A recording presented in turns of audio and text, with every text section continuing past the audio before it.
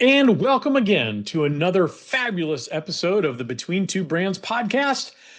I'm still your host, Bill Petrie, and super happy you're here with me today. I think we've got a really interesting show with my guest. But before we get to that, let's go ahead and pay the rent, shall we? Hey, distributors, it's time to wake up. Your clients are no longer satisfied with you merely acting as the middleman, slapping their logo on generic, predictable, and frankly uninspiring products. What they're demanding is something more, a heck of a lot more. They're demanding merchandise that feels as if it were thoughtfully curated just for their unique brand.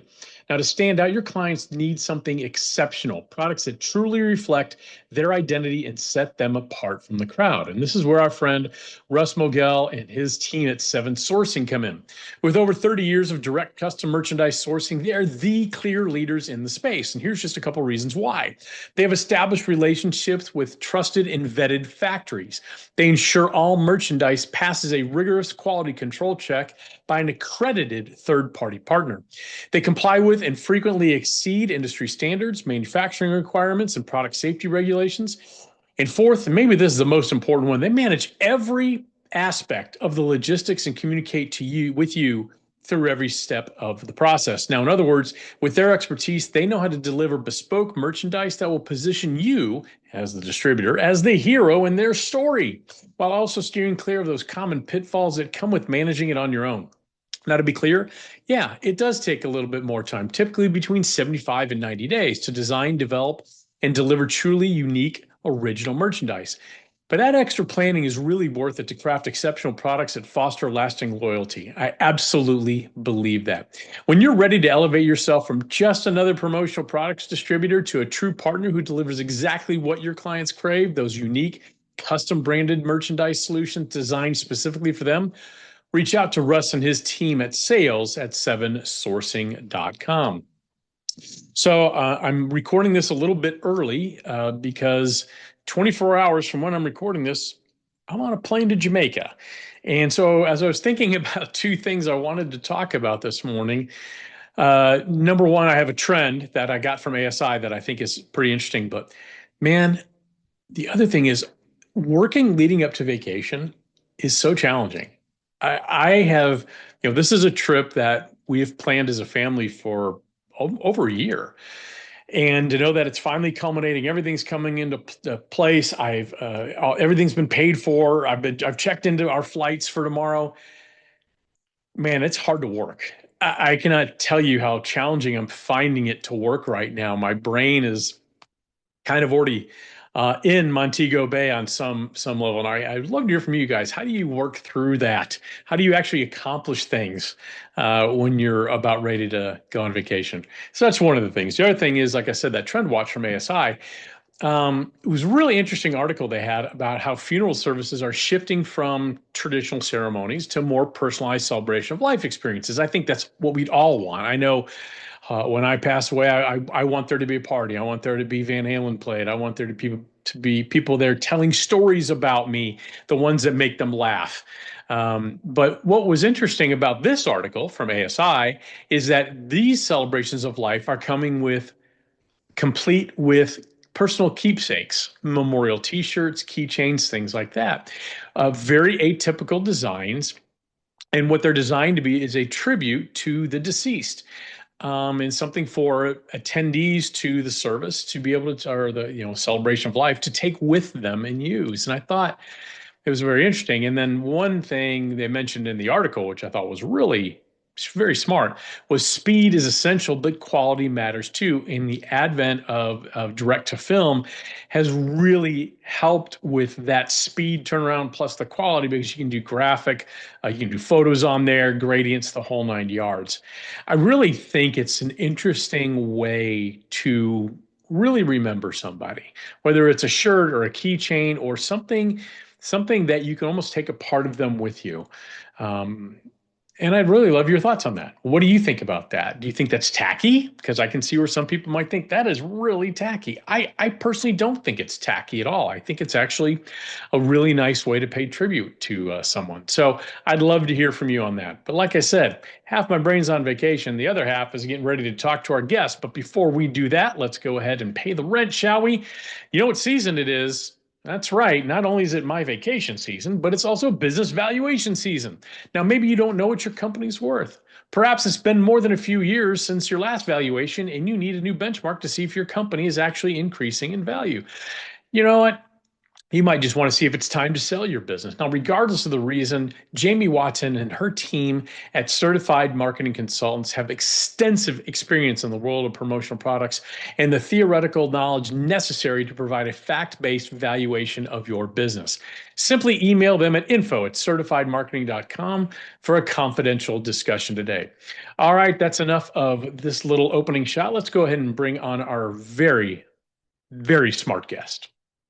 All right. My guest today, he doesn't need an introduction at all, but it's Wednesday when we're recording, and I feel like wasting some of his time, my time, and your time. He has spent 25 years in the promotional products industry, 15 as CEO of Robin, a branded products fulfillment company, in the last decade at commonsku, a little company you might have heard of, where he has built the content engine that established the company as one of the most trusted, if not the most trusted voice in the branded merchandise space. Today, he is the Chief AI Officer. It's something I'm sure we're going to talk about, and where he applies that same strategic lens to new challenge, helping distributors navigate sometimes icky world, pitfall world, promising world of AI. He owns the intelligence loop between commonsku's customers, product team, and the AI landscape, leads AI adoption programs for commonsku customers, and authors the AI Promo Brief, the industry's leading AI newsletter. I don't know if we could say AI anymore in this intro, but that's okay. A multiple PPAI Gold Pyramid Award winner, PPAI Silver Technology recipient, and the host of the SKUcast, he speaks nationally on AI adoption, B2B strategy, and the future of the modern promotional products distributor.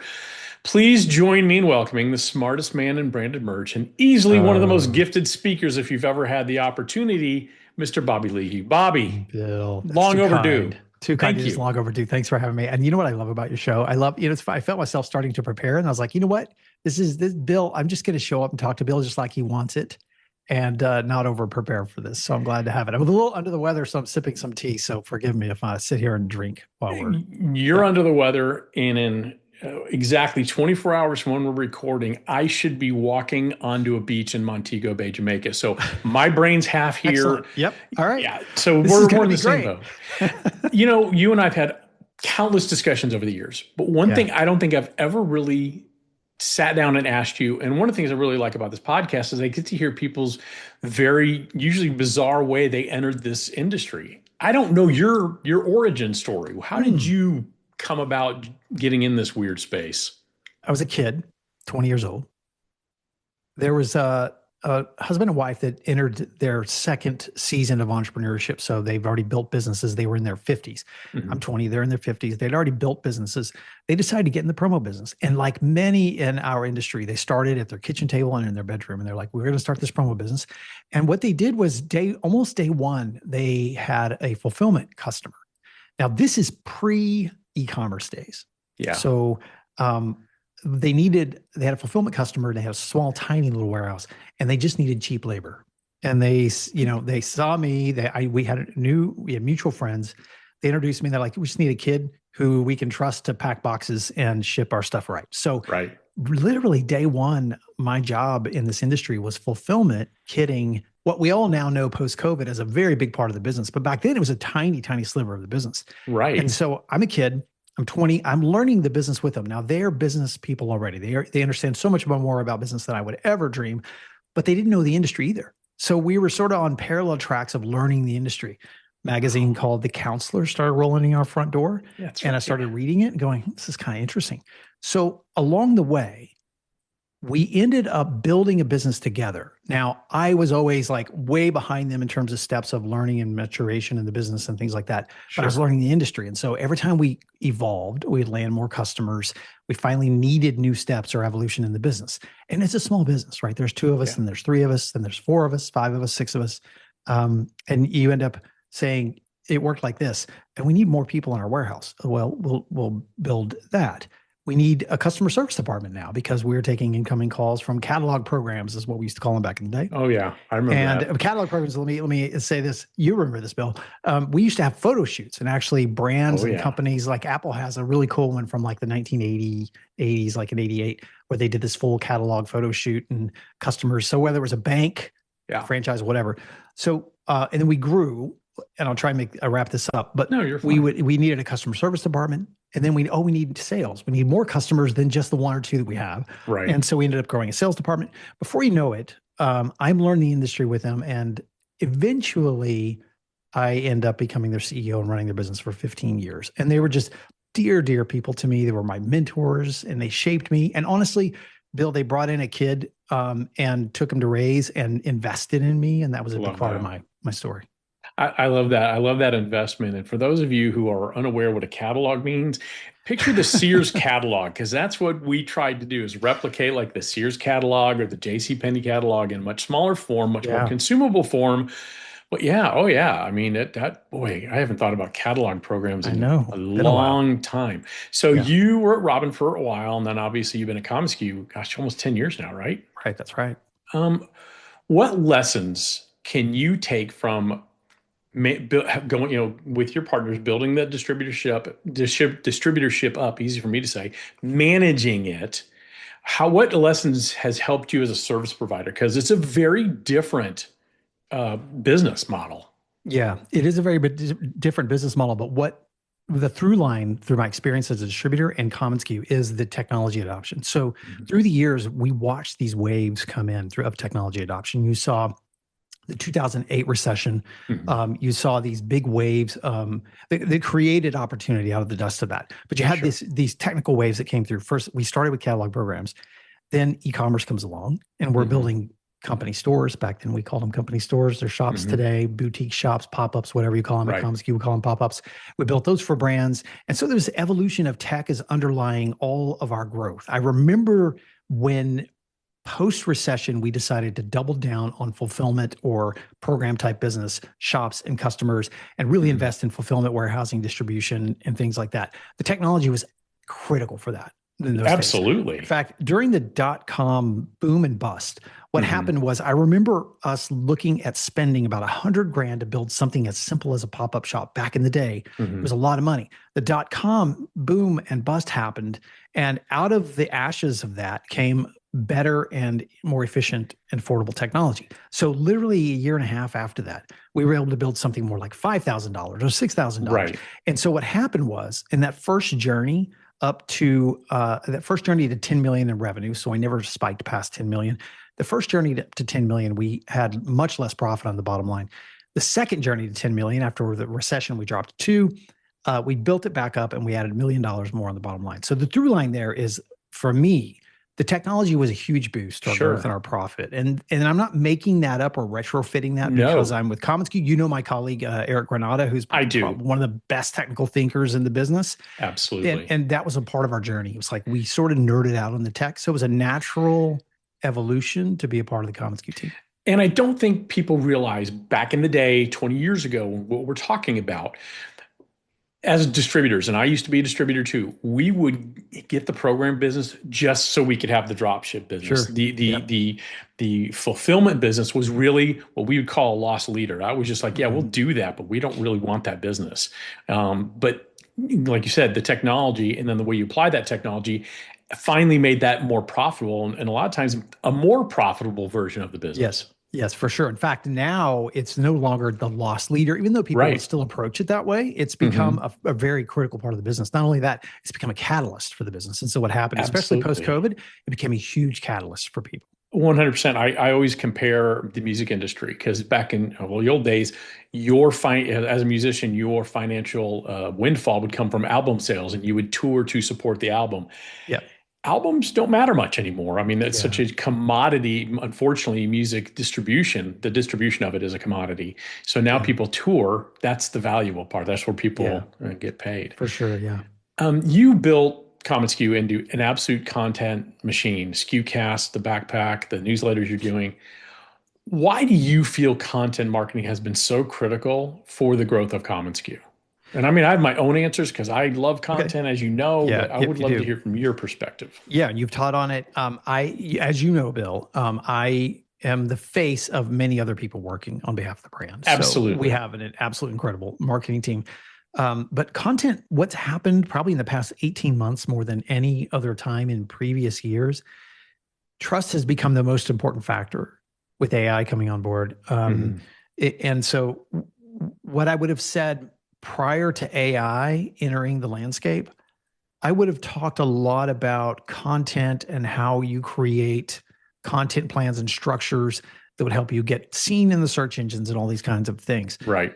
What's odd about what's happening with AI is that content is now becoming a trust pillar.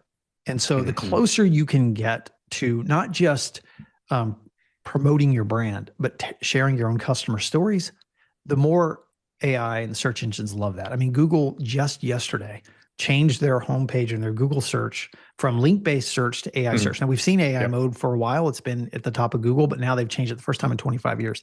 So Yep. the whole landscape is changing. And what's funny is when you look at the all the foundational LLM or all the AI companies. So you look at Anthropic, Mhm. especially, they are investing big into in-person events and they are investing Mhm. in storytelling. In fact, if you follow any of the folks with Anthropic, you'll realize while they're simultaneously building this most amazing tech platform that we've seen, they're also building this in real life experience. Yeah. And so content in a way blends the two.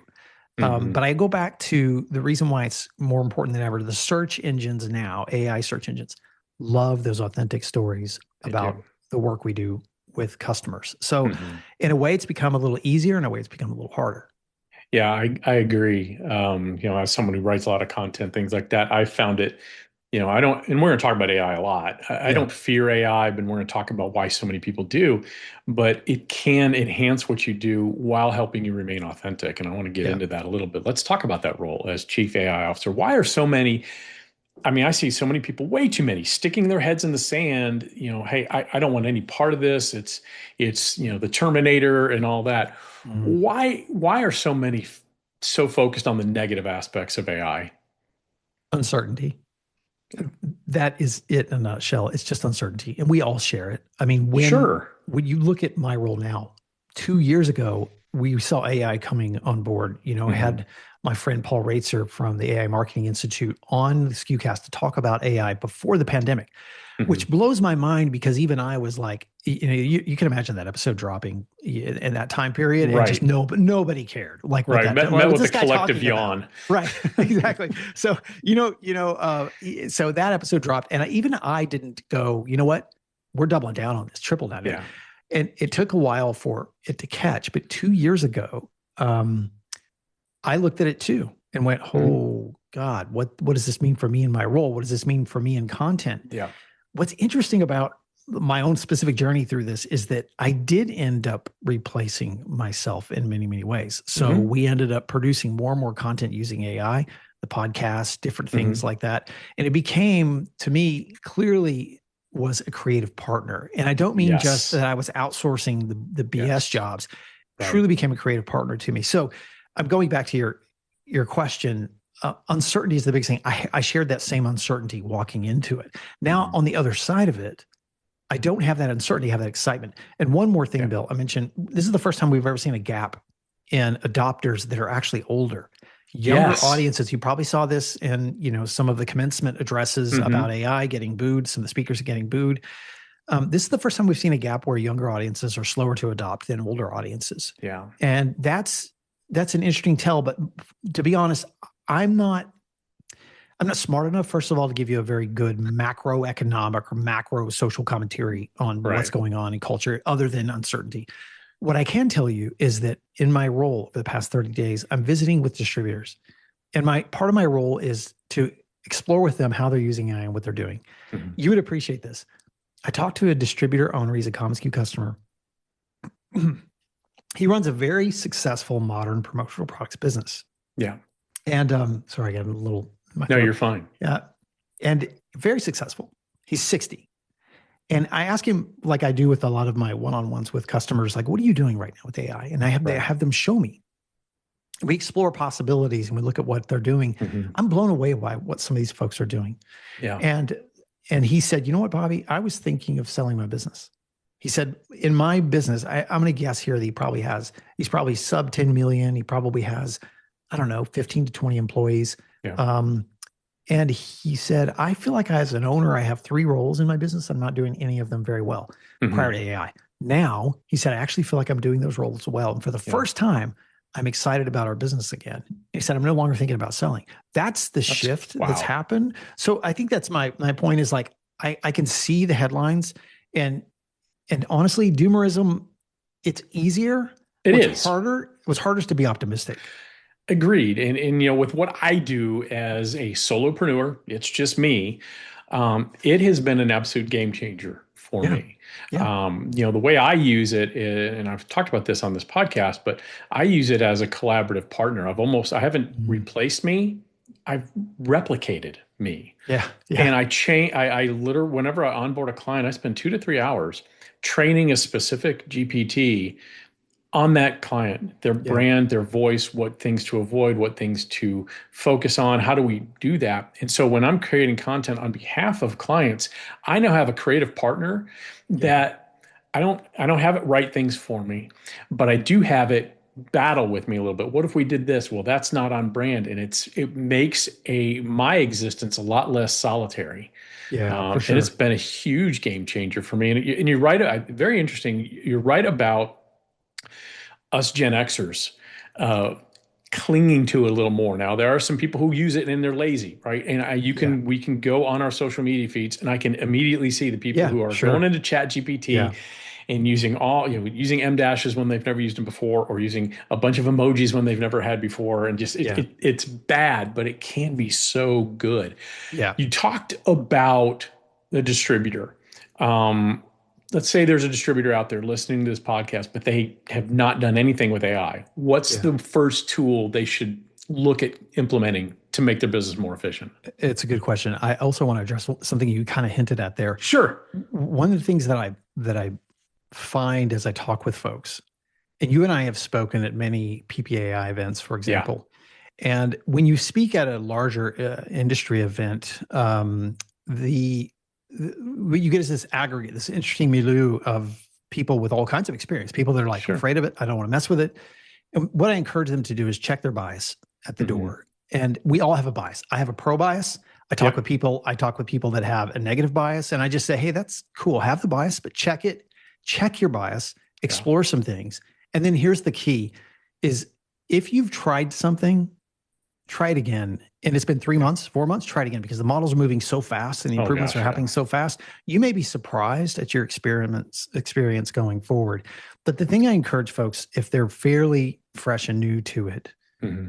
is to instead of considering which tool should I use, consider which workflow that occupies most Yeah. of their time. Like, what Hmm. is it that is occupying most of their time? Now, I'll tell everything I'm using. My daily driver is Claude, so I use Claude, Claude Cowork, Hmm. Claude Code, and Claude is what I'm most familiar with. But ChatGPT has Hmm. made some amazing drops lately, and people are using that as a daily Absolutely. driver. Yeah. I would encourage you to invest in one of those tools. But here's the Hmm. the other key that I don't hear people talking about enough.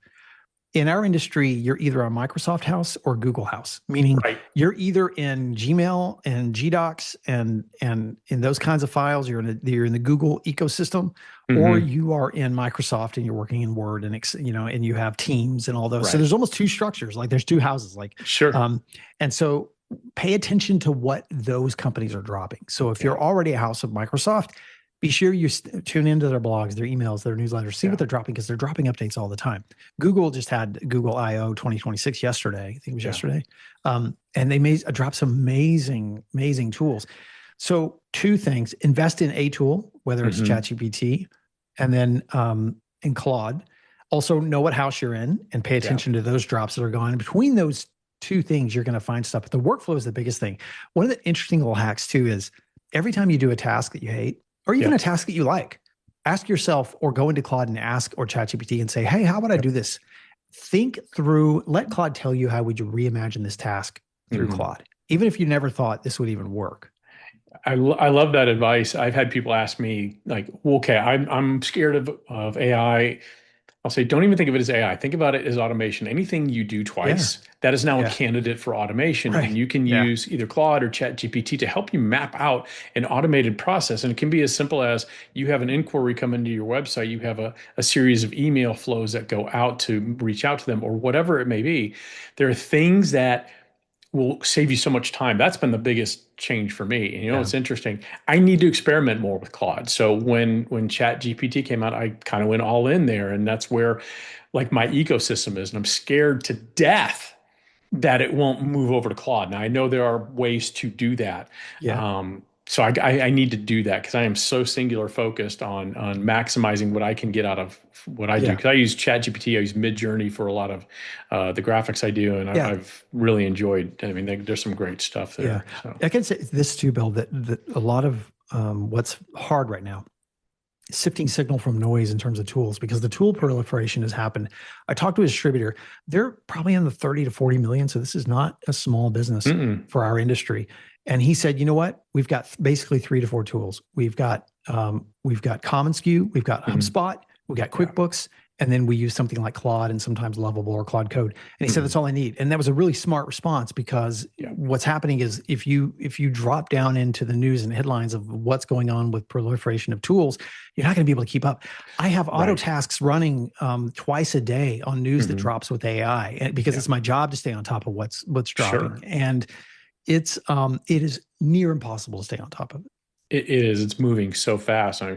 Again, my brain's on vacation, so it's like there's going to be six pools at the resort we're going to go at. I'm not going to bounce from one pool to another. I'm just sitting in one, All right, folks. there you go. Wise. Yeah, wise. That's wisdom, Bill. Wisdom. Oh, such wisdom. But no, if you are nervous about AI, dip your toe in the water. I think Bobby's advice was perfect. If you did it 3 months ago and you didn't like the results, it just felt unnatural. I think any of us who are in AI get that, but Yeah, you got to get a little uncomfortable and you have to spend the time to learn how to speak to it, learn how to give it the yeah. right prompts because it is more than anything I've ever experienced from a technology perspective. It is garbage in, garbage out. Totally. Yeah. And the simple hack is ask AI what to do. Yeah. You don't there's a babysitting prompting hell that you sit in with Yep. AI sometimes, where you're sitting there trying to do the same thing over and over again. But Right. be sure and ask Claude and those what you should be doing. Yeah. And I've done, because it is your biggest hype person too. It'll be, wow, Bill, Oh, that's yeah. I'm fantastic. amazing. Claude I thinks I'm have amazing. spent so much time saying, no, I need you to push back, Yeah, exactly. Yeah. challenge me, and don't Yeah. be afraid to do it. But what you will see is you give it that direction over time, it starts moving back. Yeah. And you have to Yeah. re-emphasize that stuff Yeah. to And if I can encourage people, I think there's a misnomer going on out there that I can't quite catch up with technology, that I'm too far behind. What's fascinating about this AI technology is that you can decide today Mhm, that you don't know anything about it, but you're not going to let that scare you, and you're going to mhm, jump in, and you can quickly catch up. I think there are a lot of people who yeah, believe that because they already have a foundation, they're further ahead. Sure, but AI can actually let you learn faster. I mean, there's so much I could say about that. And one of yeah, the interesting things talking with distributors now on a daily basis about their AI journey is the edge cases are very, very edge case. You're seeing what they're mhm, doing. It's very, very sophisticated stuff. sure, I'm impressed and blown away. And then the sort of an average user might have a different experience completely. But what's funny is those people that are edge cases, a year ago, they were just then investing in AI.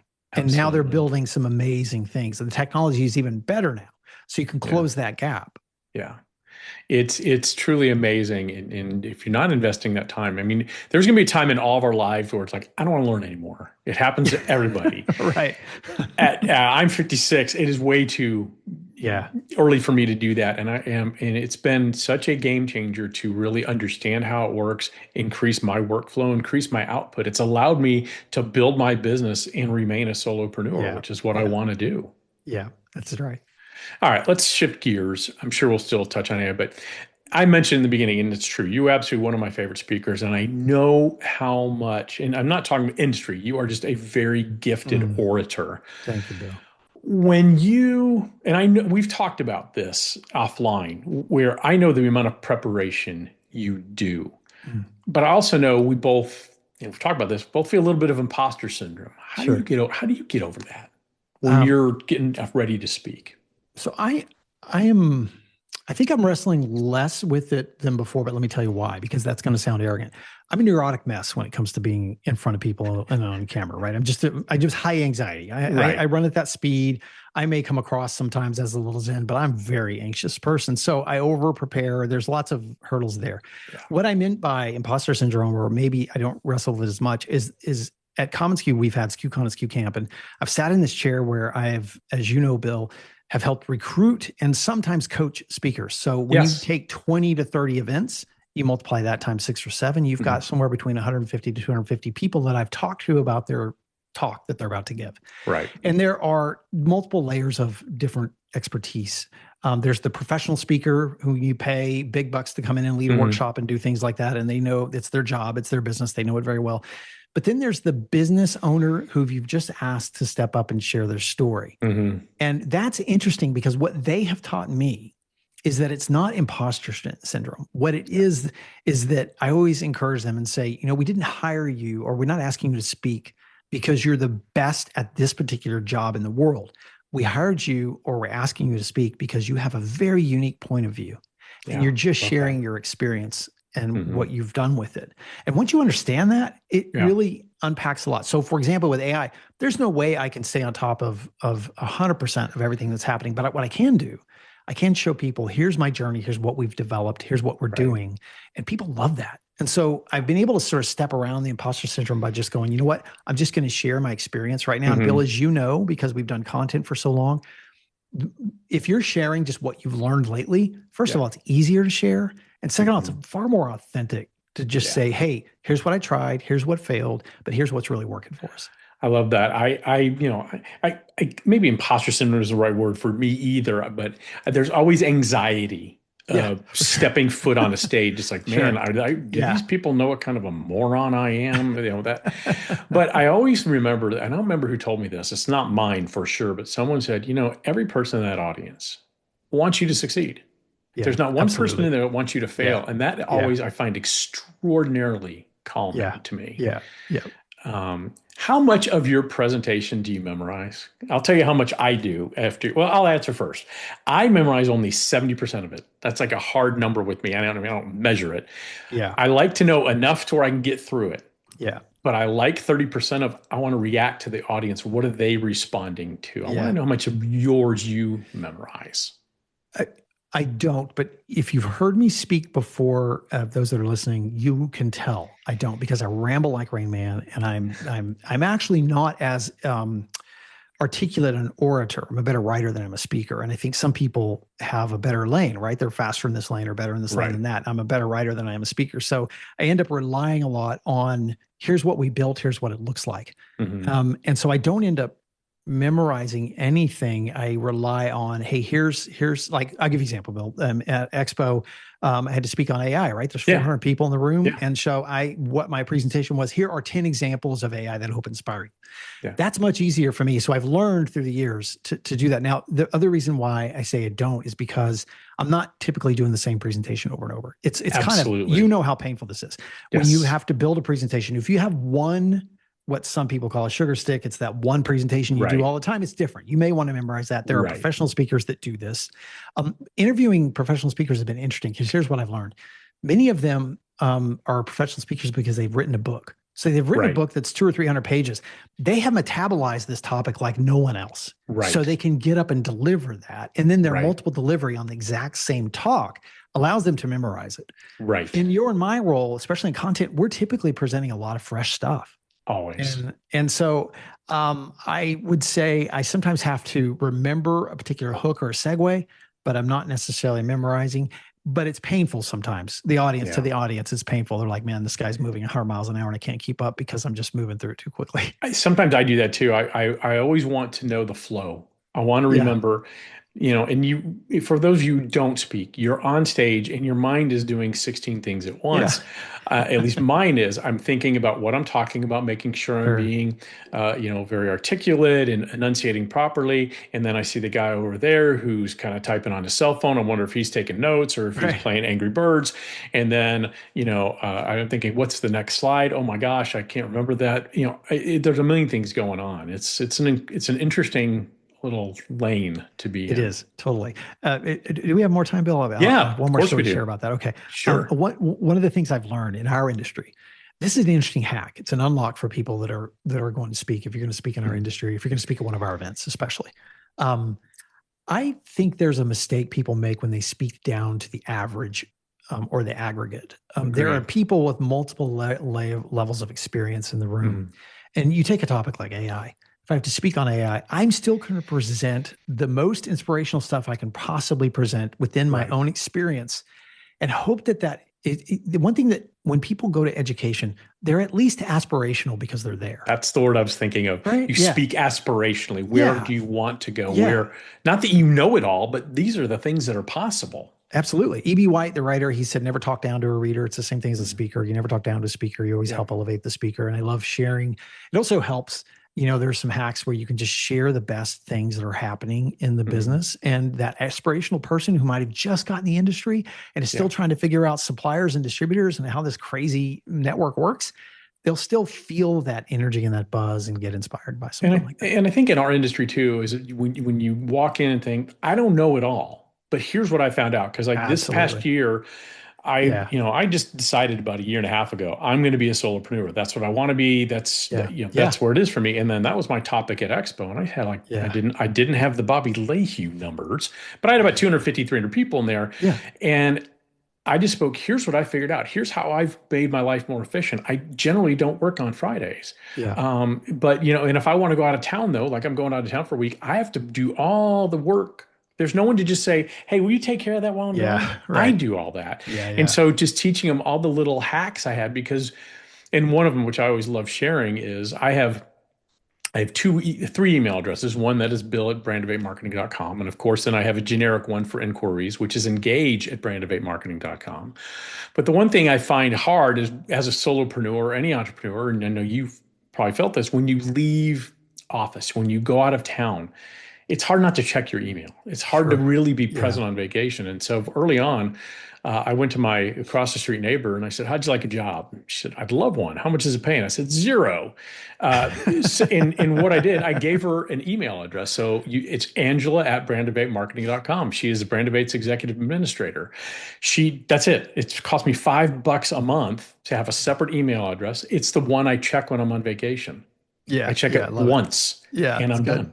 Yeah. It's Nothing good. comes to me. Bill, I could say something about your solopreneur. One of the interesting things about AI that's happening, we always talk about technology being a democratization tool. Sure. I've never seen a tool like this with AI. Hmm. It's touching every aspect of the business from finance. Usually, Hmm. when a tool comes along, the e-commerce is a good example. It only touched the selling side of the world, right? It Right. didn't necessarily unpack or help with everything else. This is touching every single area: creativity, finance. Hmm. But you mentioned solopreneur, so it's interesting how much of a leveler this is becoming. Oh, yeah. So we're seeing small distributors who can proliferate and adopt tools, and they're adopting the same tools that large distributors are adopting. So it's kind of interesting time period to be alive, I think, in this business. It is. And for those, I had people when AI started really blowing up a couple of years ago saying, man, are you worried? Are you worried with Yeah. what you do? And I'm like, absolutely not. Yeah. I mean, AI is a tool, and that's what it will be. And yes, Yeah. there are some things it will replace, but it will not replace human thinking, at least not for a while. Yeah. And the people who are going to lose their jobs to AI are the ones who are not adopting AI and using it as a tool. Yeah. Yeah. One thing I can say about like where I think this road is heading for this year, because what with AI, you're beginning to think less in terms of years and you're thinking in terms of Months. months. Yeah. Um, this year, we're going to see more and more design drops. Hmm. Creativity and AI. This is my bet. If I had a bet on the next 3 to 4 months to 6 months, we're going to see agentic AI, automation, task, Hmm. whatever you call it. Some people get tripped up on agentic, automated Yeah. tasks, things like that are going to keep proliferating. But we're going to see creativity continue to rise with AI and get better and better because there's a race right now between Hmm. all of the AI companies developing better creative tools. That's going to get really interesting for our industry because we are Absolutely. both a logistics business and we're a creative business. And Yeah. so it's going to get fascinating. Especially for things like for distributors like mockups, there's Yeah. already like several websites. And I shared in my Yep. session about you want to learn how to make a mockup. There are places that you can just literally upload a logo and in Yep. less than 30 seconds, you have a very good Yep. mockup that is a great representation of what an end user would receive in terms of Yeah, merchandise. yeah. and we have an in-app workflow that we're developing right now for an AI Yeah. mockup tool, and it's fascinating. It's amazing what and our whole MO is to like help minimize the steps that are involved in the creative Right. process. Like so, that's part of our MO. The workflow. It's just it's our magic sauce, right? How can we eliminate more and more steps? Yeah. It's interesting now the opportunity we have with AI because now we are beginning to and analyze again how many of these steps can we reduce or eliminate Yeah. totally. Yeah. It's great. Great conversation, Bobby. Is there anything you wanted to talk about before I close us out? What's Bill's take on AI as we head into the next 3 to 6 months? What's your take? I think you're going to see exactly what you said. I think the creative aspect, you're going to see a lot more robust creativity coming out of AI tools. Mhm. The only concern I have with AI, not concerned with adoption of AI or use of AI, is the companies need to make money at some point. None of them are Yeah, making any money. yeah, So I'm curious how that will manifest itself. yeah, But yeah, I think you're going to see a lot more tools that make it almost easier. I remember when I first built my website Wix, and it's a Wix platform, and I don't know how to code, so it was very yeah. much drag and drop. And then you have something like Canva, which is very heavily invested into AI and the things that Canva can do. Mhm. Um, and it's a much more intuitive tool than, even though Illustrator is more powerful, but it's all horribly, Yeah. the interface is just terrible. Right, right. So I think you're going to see things like if Adobe doesn't figure out how to create a Canva killer, Yeah, Canva is going to figure out how to create vector art yeah, and kill Adobe because yeah, I think we're going to move more toward to simplification yeah, in for terms sure. of how people, how about maybe the word is approachability? Because Yeah, you look at Chat GPT is like this thing just staring at you, blink, blink, blink, right. waiting for a prompt. I think you're going to see a lot more openness in terms Yeah, of the interface. I totally agree. Totally agree. Awesome.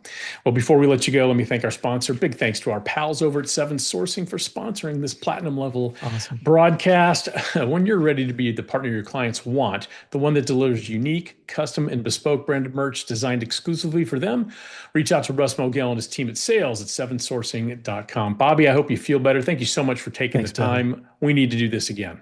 Thanks, my friend.